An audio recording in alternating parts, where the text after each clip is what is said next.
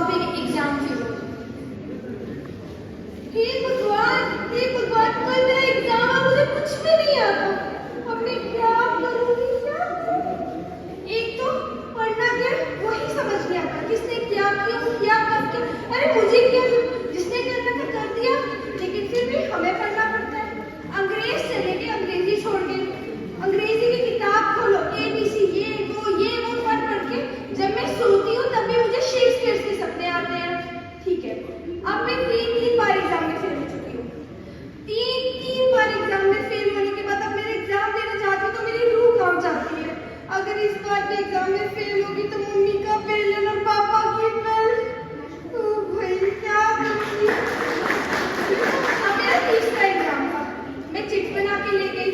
अब पानीपत के 3 युद्ध है, तीनों युद्ध याद रखना आसान तो है नहीं। तो मैंने क्या किया, मैंने चिट खोल के देखने लगी पानीपत का पहला युद्ध कब हुआ। इतनी देर में अंदाज आ गए, उन्हें चिट छीन के बोला चीटिंग कर रही है क्या। मैंने बोला नहीं, मैं तो देख रही हूँ कि क्या है। तो उन्होंने दिल दीवार मारे, इतनी जोर से दीवार मारे कि पूछो ही मत।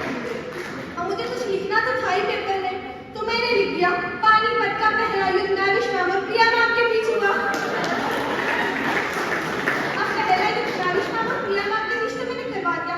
अब दूसरा युद्ध किसके बीच करो, दूसरा युद्ध मैंने लिख दिया गुलाम सरवर खान से ने कर दिया। अब हो गए। अब आई तीसरे युद्ध की बारी। तीसरे युद्ध की बारी में मेरे को था कि मैं नाम किसका लूं, तो मैंने लिख दिया टीका नगर मज्जूमन ने तीसरे युद्ध कर दिया। अब तीनों युद्ध का तो हो गया, अब तीनों युद्ध का तो हो गया। अब मैं करूं क्या, इतिहास याद रखना आसान है क्या।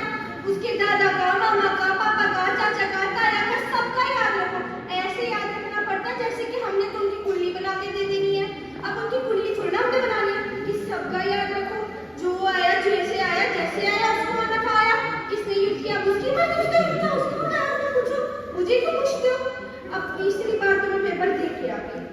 33% मार्क्स है मेरे एग्जाम में। 33% मार्क्स की कीमत आप कह रहे हो टीचर बाबू।